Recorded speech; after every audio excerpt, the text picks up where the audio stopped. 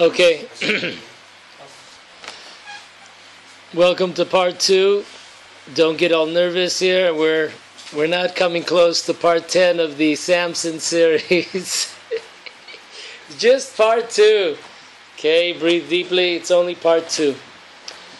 Okay, before we get into the summary and continuation of the class on Levi, just remind ourselves our opening line that this class is always for the sake of heaven. Shem Shamayim, Shem Yichud Kucha B'richu Shchinte, Lasot Nachat Ruach, Lasot Ritzon Bereinu. Today we're on the 16th day of Sivan 5775. The portion of the week is Behalotcha, anywhere you are in the world. Okay, towards the end of this week's Parsha, this very interesting incident. The incident is with 2 prophets named Eldad and Medad. Kind of cute names, I think. Kind of funky names, Eldad Umedad. And they remove themselves from the rest of the prophets, the 70 prophets who were in the Oel Moed, the place of the tent, the tent where they met. Those 70 prophets were together, and there were 2 people that removed themselves and were in the camp. Those were Eldad and Medad. What was their prophecy? 3 opinions in the Gemara and Tractate Sanhedrin, 17th page. First opinion was that they were talking about this issue they had with with meat, right? The Jewish people were asking for meat, so that's the first opinion. That's what they were talking about. That's something very local.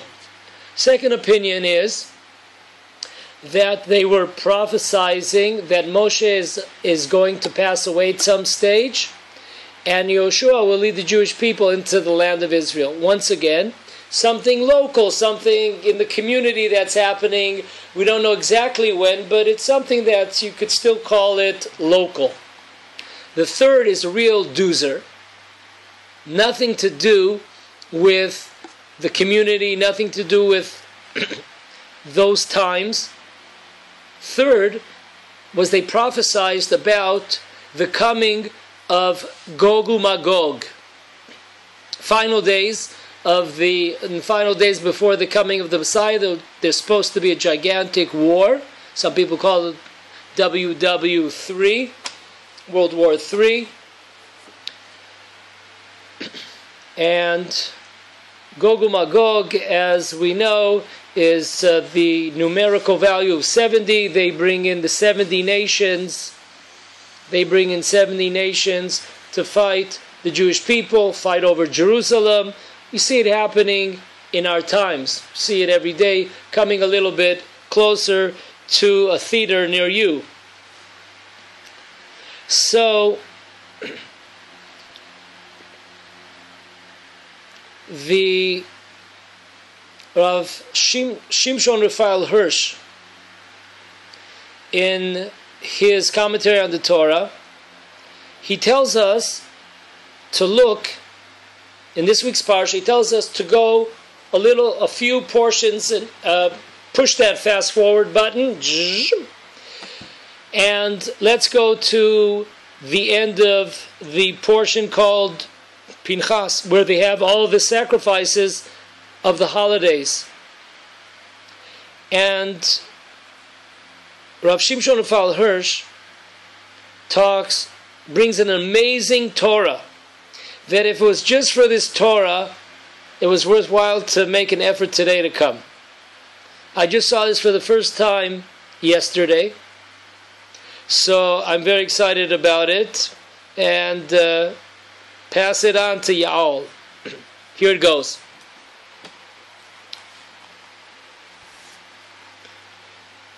The sacrifices of the holidays express true true values that are later to be brought in the words of the prophets. Which means, if you look at a holiday, the source of a holiday, and what kind of sacrifices were brought, if you look at the experience, the kind of the character of the holiday, you could see this coming into being in the words of the prophets. What do we mean? For example, if you look at the holiday of Sukkot, if you look at the sacrifices and the service that was done in the temple in Sukkot, you could understand the words of the prophets that speak about the final battle of Gog and Magog, which takes place during Sukkot. That's why we read the Haftarah on Sukkot is talking about in the book of Yechezkel and chapters 37, 38. There we're talking about the final war, which is supposed to be during the holiday of Sukkot. So there's a connection. Let's see what the connection is. Connection, writes Rav Shimshon Raphael Hirsch, he writes the following, that if we look at the name Gog, some people used to say Gog is similar to George. They wanted to make George Bush Mr. Gog. So they said Gog and George is similar. I got news for you. If you want to know, the first George Bush, his name is actually Magog. Senior. His name is Magog in the right. I know that. In the fraternity. In the fraternity. Fraternities, right. Yeah, interesting. That is interesting. So I see we're on the same wave. So the word Gog, Rav Shimshon Raphael Hirsch writes, we could say that the source of the word is Gog, is the roof. Very interesting, roof. Also, sometimes the word Gog is without the Vav, so you can read it literally, Gog is the roof. So Rav Shimshon Raphael tells us an unbelievable thing. If you think about who the nations of the world are, they're represented by the roof. They are represented by the roof. A roof is, for example, in English, let's say a person lives on the street. Right? A person came up to me just before I came here, and he told me, hey, could you sign this letter for me? I don't have a house. I'm on the street. Right? So what's the expression in English when you want to get somebody a house? You say, we have to put a roof over your head.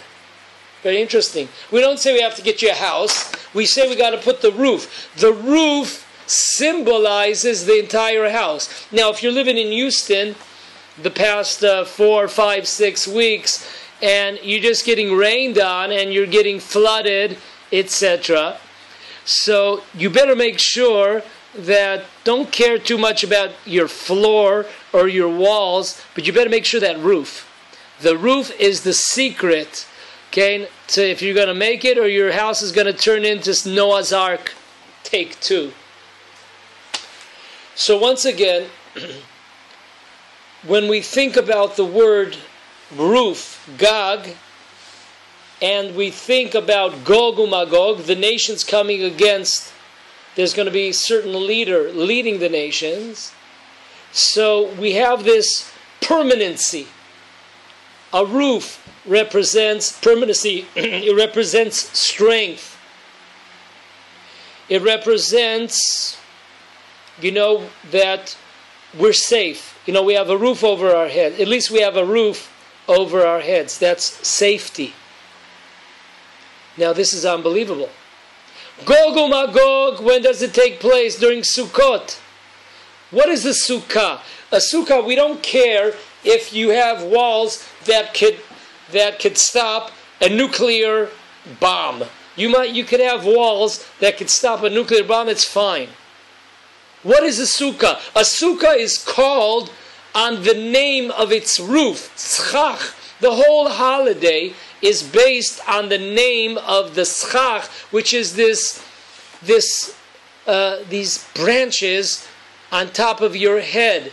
Now, if there's a little bit of a wind, like those branches, they go flying. They go flying, them branches. That's your roof. So, Rav Shimshon Raphael Hirsch, in his unbelievable Torah, he says that the roof represents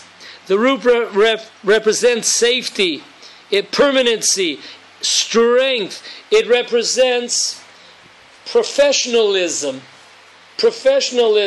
Somebody, when you see the roof, somebody built this place. You know what I'm saying? Someone built this place. The nations of the world will come against the Jewish people. They come against the Jewish people with their leader Gog. They come against the Jewish people. They have faith, so to speak. They have a belief that they could also go against God. Not only the Jewish people, they come to us with a roof and all that represents, but they come against Hashem, as it says in Psalms. It comes against Hashem and His anointed ones, the Jewish people. So they have this trust in their roof. Jews say, come on, all right, let's go, let's do it. What are you fighting with? We're fighting with our sukkah.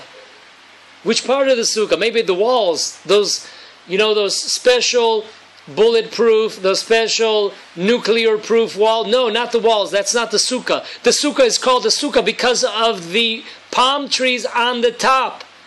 That's going to save you? That's your trust? We all know that the sukkah, if you take the numerical value of the word sukkah, it comes to two of God's names, Yud-Kei, Vav-Kei, and Adni. Two names, if you put them together, that is the sukkah. We are protected by the sukkah. The divine presence sits on top, so to speak, on top of those palm branches, and God's name is in that sukkah. That's a high level of presence of Hashem, and therefore every second there is no other mitzvah. When you blow the shofar, man, you just blew it. And now you get that mitzvah, okay? When you keep Shabbos, you got the mitzvah of keeping Shabbos. When you were not desecrate Shabbos, you got the mitzvah, and that's it, buddy. Go home. There is one mitzvah, man. I don't know if they still have these, but when I was a kid, I liked to play you remember the Elton John pinball wizard?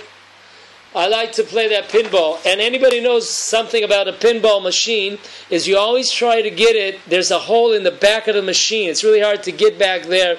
Once it gets in that sucker, the points start going like mad and nuts. Oh, yeah. So think about that. That little hole in the back of that pinball machine, which is so hard to get to, that is our holiday called Sukkah. Because every minute you're in that Sukkah, man, you're making these mitzvahs. It's an unbelievable thing. The only example that we have, according to the Gra, is the Torah. Every letter of Torah, every word of Torah is another mitzvah. Now, I'm glad that everyone's still sitting here. We haven't jumped out the windows. It's good that we have screens here, so we can't jump out of the windows. But that's an unbelievable concept. Every letter, every word of Torah is another mitzvah. It's not like, okay, I came to this class today, and I get a mitzvah of learning Torah. No, every word that we catch, every word, every letter that we catch is another mitzvah. I mean, that's unbelievable. That's Sukkot for you. So, folks, it's an unbelievable. The Gentiles come with Mr. Gog. He's their representative. He's the roof and all that represents. And we come with that little sukkah. But you just blow, we're just going to blow it down. A little wind comes down and it goes flying. And what's going on? It represents faith in HaKadosh Baruch Hu. That's what it comes down to. That's what it comes down to. So this was the prophecy, this was the thoughts of Eldad Umeidad. The Be'er Moshe, the holy Be'er Moshe, he asks a question. I don't know, in this week's Parsha, he asks a question, a Gewalt question. I don't understand. What in the world are Eldad and Meidad connected to Gog uMagog? You know what I'm saying? What's their connection? Moshe Rabbeinu, what prophecies did he give us about Gog uMagog, you know? Yoshua. What's going on? Eldad uMeidad, they're the guys? I don't understand, he says. And listen to that unbelievable answer. The same Gemara we quoted before, Sanhedrin, on the 17th page, it asks a question there. How come Eldad uMeidad were merited receiving prophecy on their own? When I say on their own, I mean not via Moshe Rabbeinu. The other 70 prophets that were there at the time, they received their share in prophecy only because of the fact that Moshe Rabbeinu was in the room. For example, if LeBron James is like stuck with you they had a game last week, the Rockets had a game, and they told all the fans to stay in the stadium because of the flooding that was going out in Houston, also, and even in the main city. So the fans got to stay with a lot of the players, you know.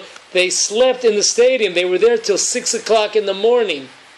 So think about it. You know, you're in the same stadium, locked up with LeBron James. You know what I'm saying? LeBron James. Now, you know, and he's telling you different tips. He's giving you like this certain aura. And you merited whatever you heard from him or whatever you saw from him, that's what you're going to take. But it's not because of your merit. It just happened because you got stuck with the guy inside and he said a few words, showed a few moves, and because of the fact that he's there, you receive that light. Same thing here. Okay, very good. 70 prophets, but you're only getting that prophecy because that happens, a dude named Moses is right in that room with you. There's only 2 guys that are on their own. They're on their own. They receive prophecy because they're Eldad uMeidad. Who are these guys, Eldad uMeidad? So the Gemara says there that they merited this because of the fact that they were modest. They said, why were they outside?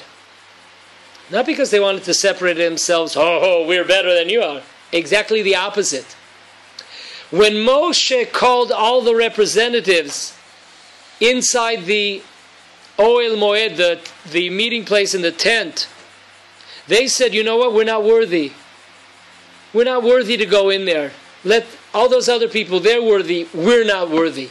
HaKadosh Baruch Hu saw that their modesty, and he said, you know what, I'm going to place my divine presence on them. So this is an unbelievable Torah, folks. The Be'er Moshe writes, when we go up against Gog uMagog coming soon at a theater near you, okay, does anyone have a tip? Give us a tip. Okay, as they say in Hebrew, tipim. Oh, I like those Hebrew words, Len. Tipim. Give us a tip. The Be'er Moshe writes that if a person goes with modesty, with humility, he'll be able to defeat the roof of Gog, which fits in exactly the lesson of the Sukkah. What is the lesson of the Sukkah? The lesson of Sukkah is, when I look at somebody's house, that looks like a fortress, that house, you know? Wow. That's not a fortress at all. That in 1 second we could just blow it away. What's a fortress? The Sukkah is a fortress. Why? Because it's Hashem's name. Hashem's presence is on that. The humility of the sukkah. We have a place that it looks so temporary. It looks so flimsy. It looks so weak. That's our strength. That's our strength. There was once a great karate expert. Maybe you guys know the story. Anyways, he became haughty after a while. And he said, you know what? I want you to bring in one of these circus bears into the ring with me. You know? So they brought in one of these circus bears into like one room with this with this karate expert, and he comes up there, chow,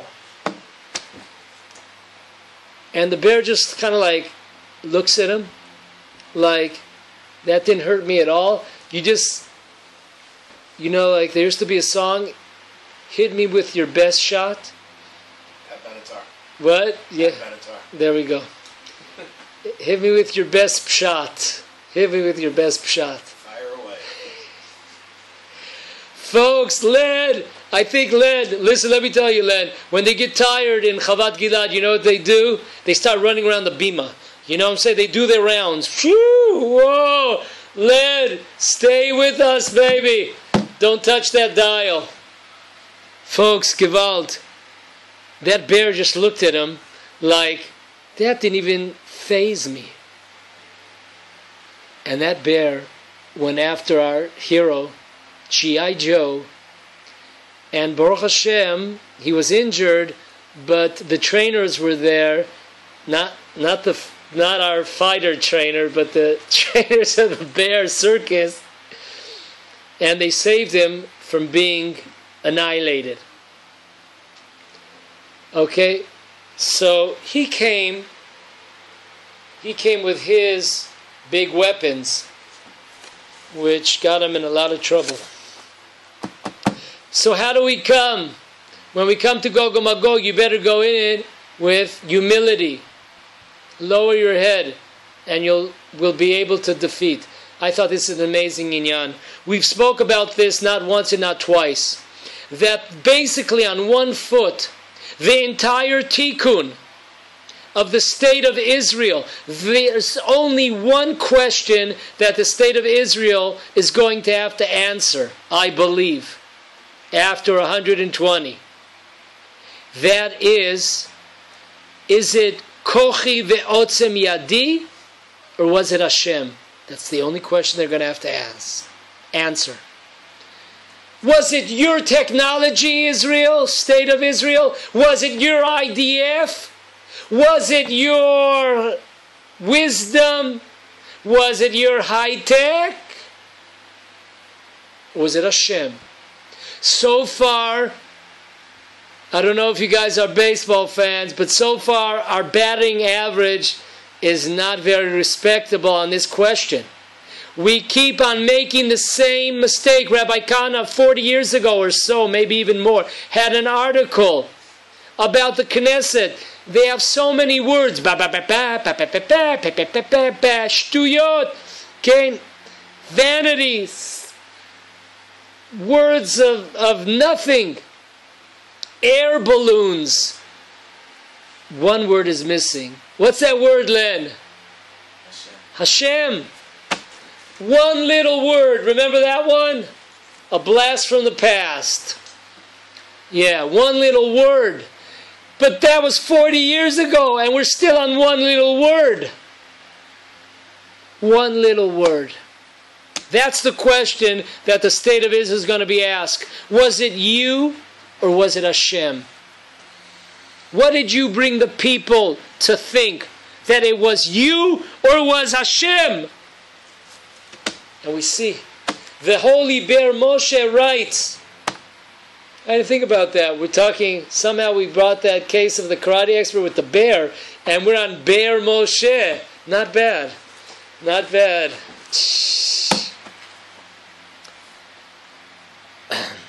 So folks,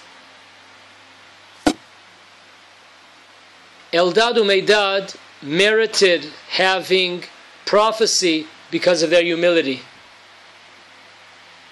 Rav Shimshon Raphael Hirsch writes, when he talks about Eldad Umeidad, he brings in the part of Sukkot, because they were prophesying about Gog uMagog, which fall on Sukkot.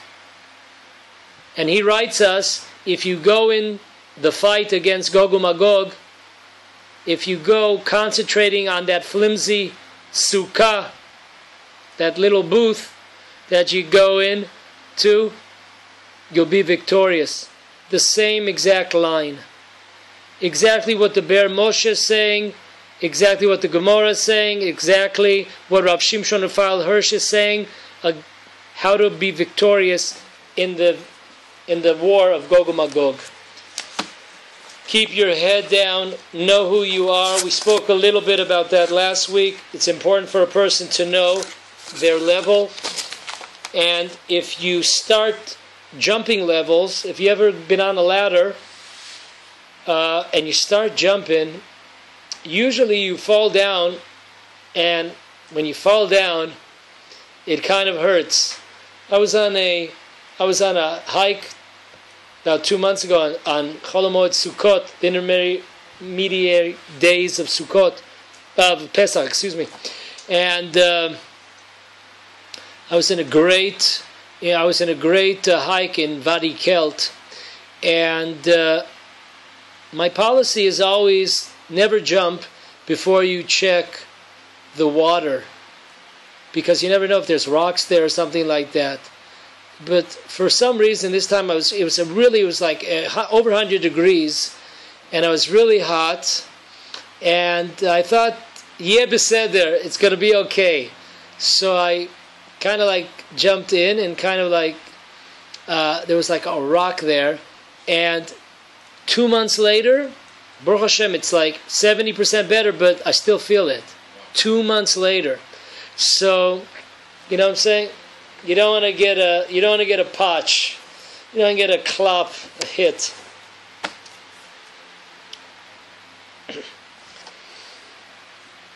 The holy Bat Ayin. Bat Ayin, by the way, is slipped my mind, my memory here. The Bat Ayin, his book is called Bat Ayin, and he was a very, very spiritual, very, very holy person. His Beit Knesset was about the only one that stood in Sfat, in Safed, during the earthquake. When everything else is destroyed, number one, first of all, he foresaw that. He foresaw that earthquake. And his building was one of the only ones, or maybe there was one more, that survived.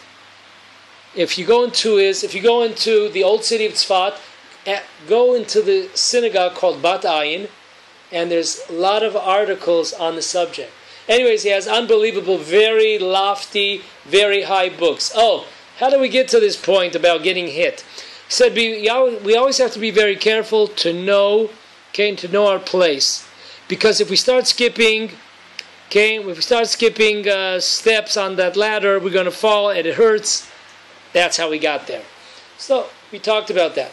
Anyways, Bat Ayin was very, very high. And he, at the beginning, at the opening pitch of the book of Bamidbar, listen to what he says. Listen to what he says. It is known. We wish it was known. You know, I always like that when, who used to always say, you know, everybody here knows. Rav Shlomo Carlebach. Shlomo Carlebach would always say, in order to make people feel better, he says, everybody here knows. Everybody here knows. Very nice. I like that. You know what I'm saying? It's very important when people speak. Sometimes you listen to a person that's giving a shiur, and he's always saying, you guys. He's talking you. He doesn't include himself, like, you guys got to get your act together. But what about Zed? What about the guy? What about me? What about the speaker here? You know, oh, I'm okay. Listen to these things because they're very important. It's important how we speak. It's important, do we include ourselves or we're like on our own, you know, like we're So he writes here, everybody knows, it's known, that the most important and the foundation and the base of our avodah to Hashem, our worship to Hashem, is belief. He says in Hebrew, it's unbelievable, Ikar, Yesod, Vishoresh HaAvodah. I mean, like, he's getting it vow. I mean, this is really it. These are the foundations. You know what I'm saying? As it says in the prophet Habakkuk, V'tzadik be'emunato yichyeh. However, as we know, the leftists, the Erev Rav, they switched this verse around a little bit, and instead of the word Tzadik, they put Ish. That every person should live with their own beliefs. They, instead of Tzadik, okay, they turned it to Ish. So that's number one. But we know how many legs, Brother Simcha, how many legs do you got? 2. Okay, so we have one leg, we said, which is the foundation, which is the base, which is faith. What's the second one? Bitachon. We call it the 1-2 punch. Why? Emunah starts with the Aleph. Okay? The 10 commandments start with an Aleph, and the Torah begins with a Bet. It's because it's the A-B. It's the ABCs of Judaism, is Emunah and Bitachon. As it says, Betach b'Hashem v'aseh tov, as it says in Psalms, Shchon eretz ure'eh emunah. Have faith in HaKadosh Baruch Hu, and HaKadosh Baruch Hu will make you, okay, will bring you to Eretz Yisrael, that you should live here. And you will live with faith. And trust.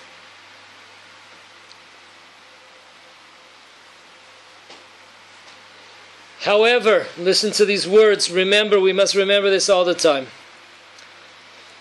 However, there is a trap that Hashem puts by all of us. And what is that trap? That trap is parus. It says in the Mishnah of Avot, what does it say? Umitzuda prusa al kol hachayim. I have a trap that is spread about on all of our life. That's what it says in Pirkei Avot, Ethics of Our Fathers.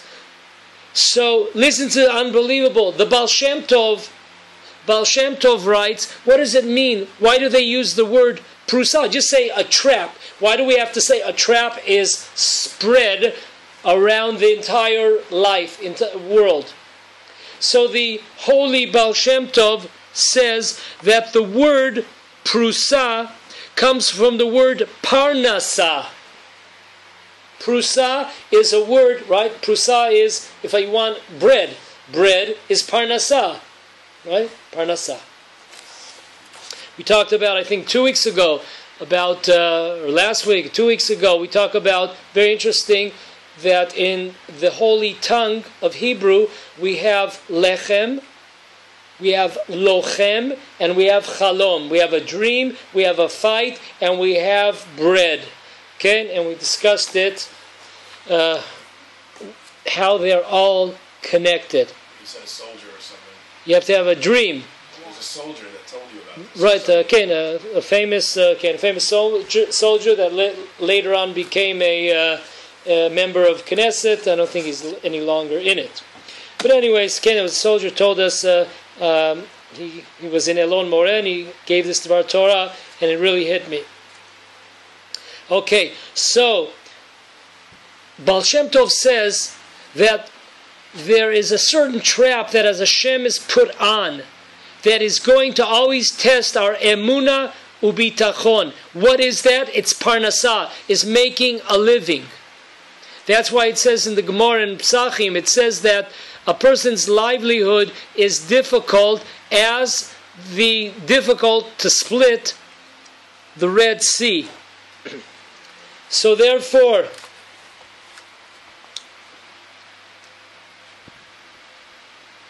when a person, he becomes too involved. Why is this a trap? Hashem is looking to see. Hashem is giving us a test. All of this is a test. Okay, and all of this stuff is a test. I'll tell you a personal story.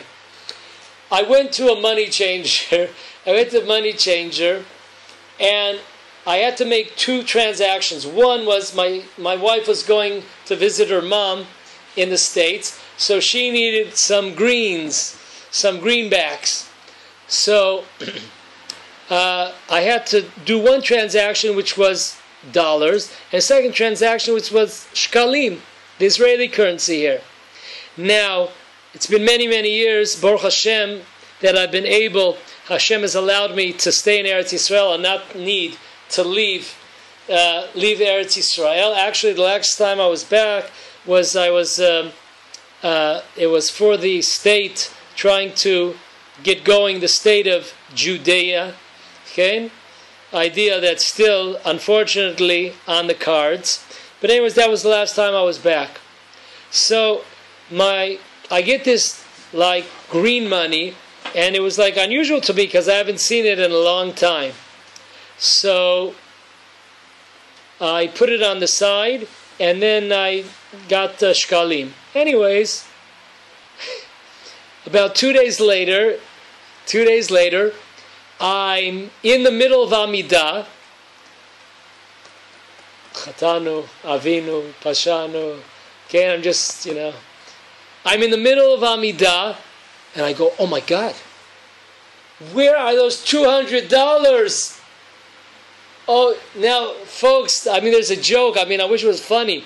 But they say, if you ever forget something, go into the Amidah, and that's where you'll remember that. You're going to remember it when it comes to the Amidah. Oh my God, yeah.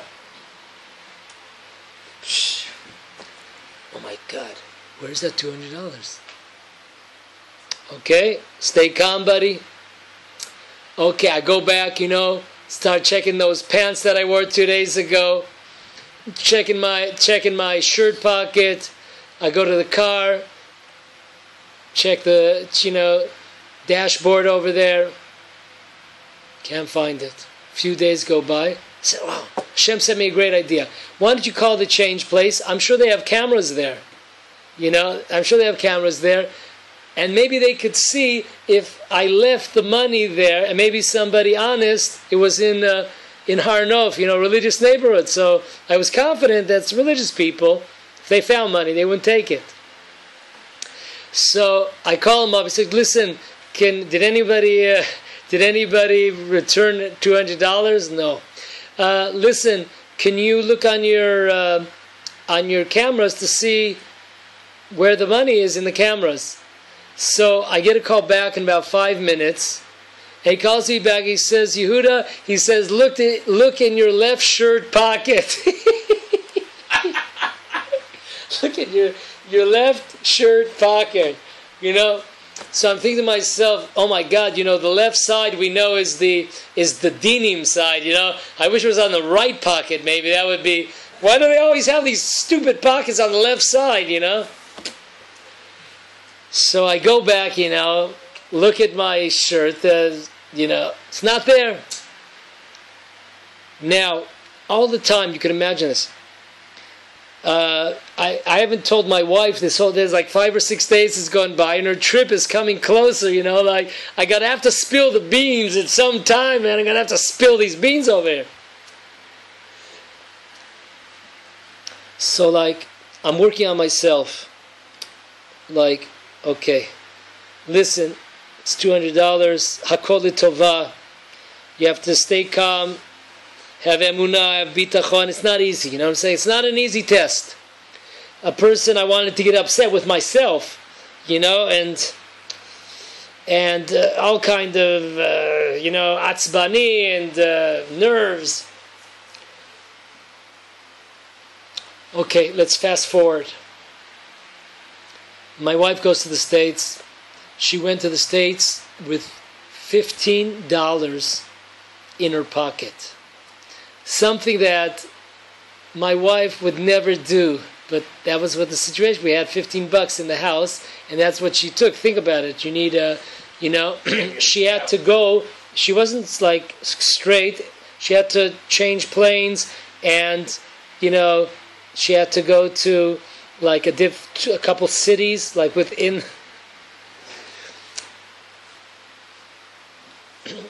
Anyways, she's in Maryland, and for Shabbat, of course, what is she going to do at her mother-in-law's house on Shabbat? There's nothing there. There's nothing Jewish there.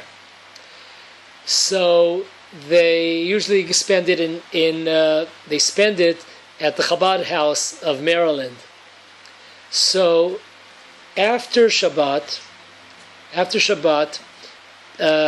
my wife gets a call by the rabbi of Chabad. Spoke to a woman who her daughter's expecting, and my wife mentioned that she works with couples before the birth to give them like a spiritual.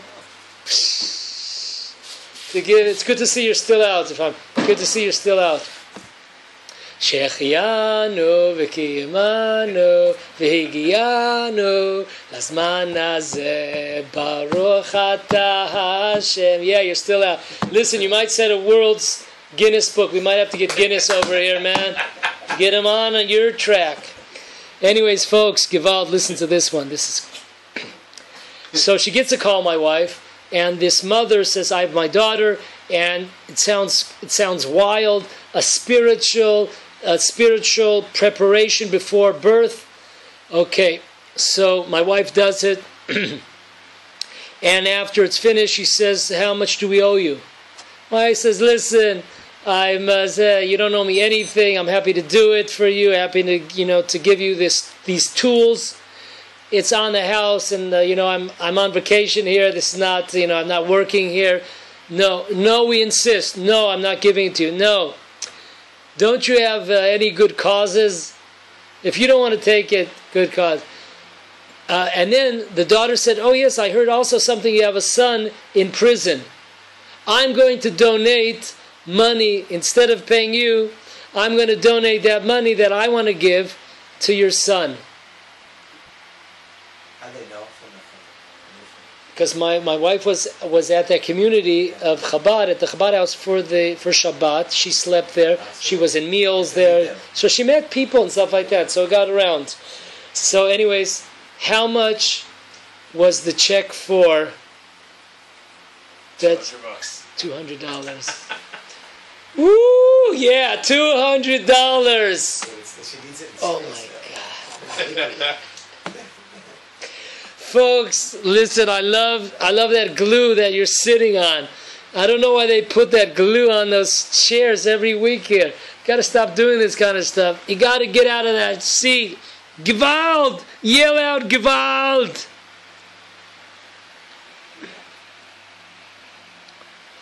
You got to yell out, Gewalt.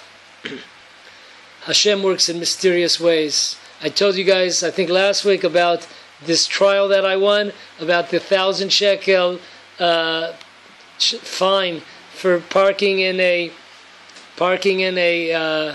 handicapped person. I told the miracle. Unbelievable. I'm not going to go back on it, but I just got a phone call today. What? Rolling Stone miracle. Okay, the Rolling Stone miracle. Today we get a call from the when my son was arrested, so it was clear to me as day, because of a lot of my experience, I ain't going to pay 1 shekel for some lawyer, man. I'm not going to lose my money on some lawyer. We're going to go to the public defendant. If you don't have enough money, so you can take a public defendant. That's fine with us, man. I'm not going to make suicide. When I'm on my own, I defend myself. I don't take any lawyers. So, anyways, we get a call because for the last couple of months we get all these threats by them that we owe them 1,200 shekel for. There's like a basic price that you pay for the public defendant. So it's not the 100,000 shekel. That's true, but for the poor Richters, you know what I'm saying? For the Amcha Richters, man, that's a lot of dough. 1,200 shekel, it's a lot of money. So, we said, listen, we had a conversation with you, and you told us that we don't have to pay. Oh, we moved offices. We don't have a record of that. Listen, you told us, and you... Anyways, we get a call this morning that, the public defenders, they went on my son's bank account, and they put in, what's it called? How do they say it in English? A lien on the account. There's a positive lien and there's a negative lien. Like, lean on me when you're not strong. That's a good lien. That's a good lien. But there's also the bad lien.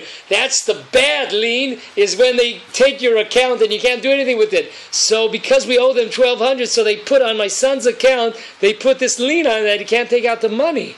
That fee. There's a small form. What? You can easily waive that fee. There's a form they give you. Fill out the. We did that already, but they said that they moved offices. They moved on. What? Do it again. We were telling them. They said no. Isn't it? Anyways, they call us today. And they say we forfeit. Okay, our request from you. You don't have to do it. And we're going to fax you the document that says you don't have to pay 1 cent. So HaKadosh Baruch Hu, just like, he has all kinds of interesting ways where he sends us all kinds of monies that we need or we lost or we thought that we lost. And he's checking us out, right? He's checking us out.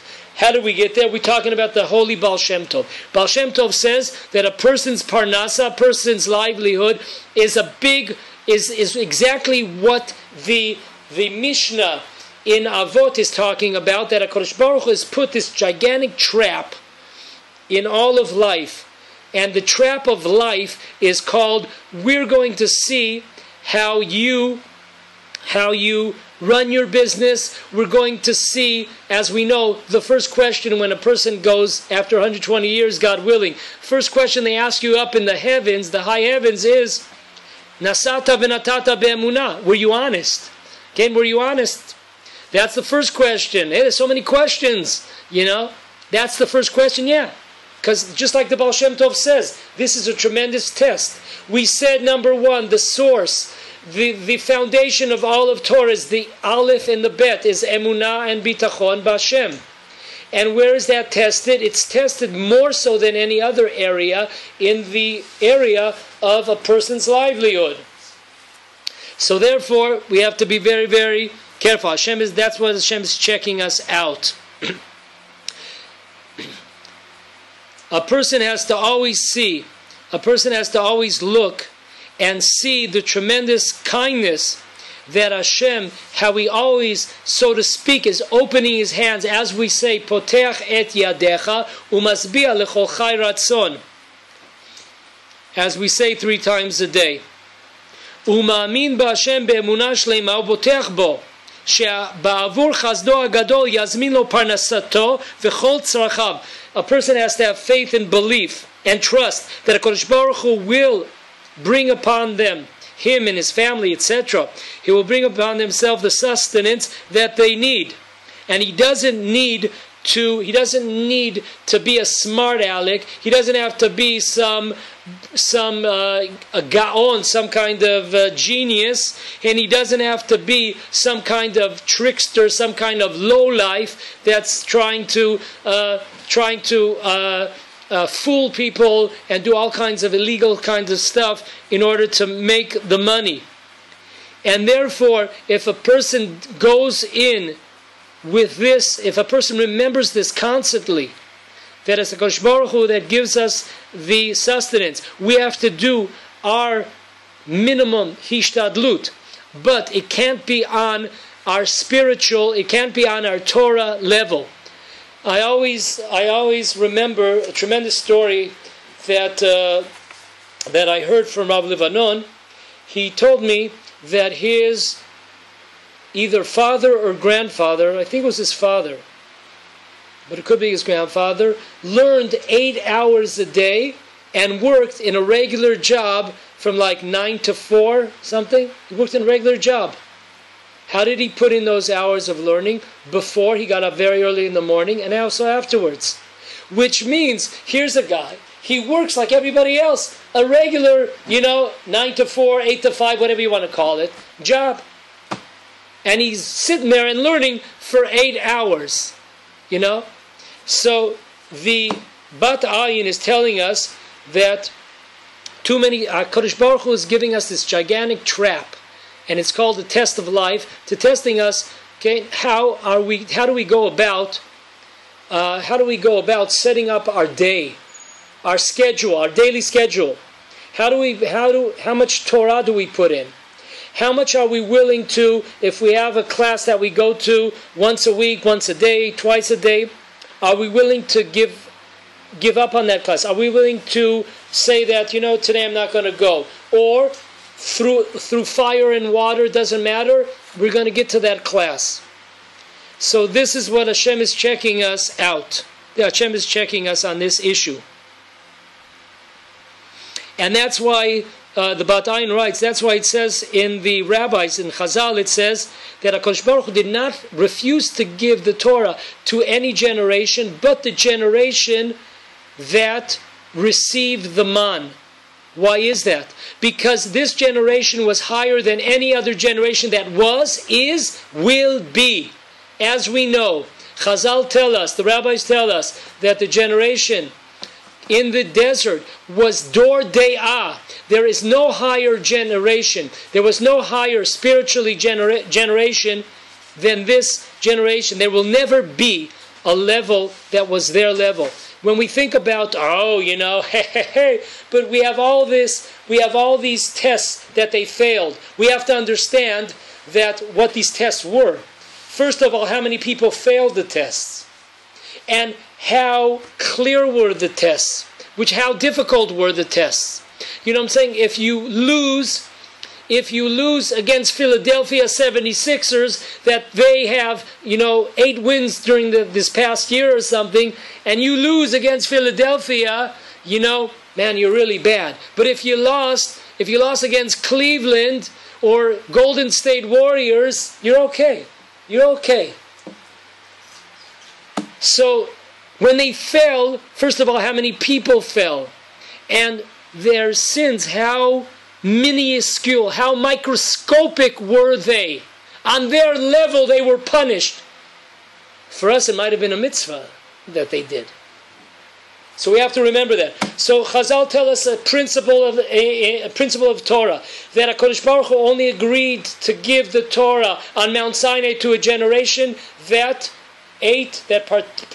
partook in the eating of the man, the special, tremendous, miraculous sustenance.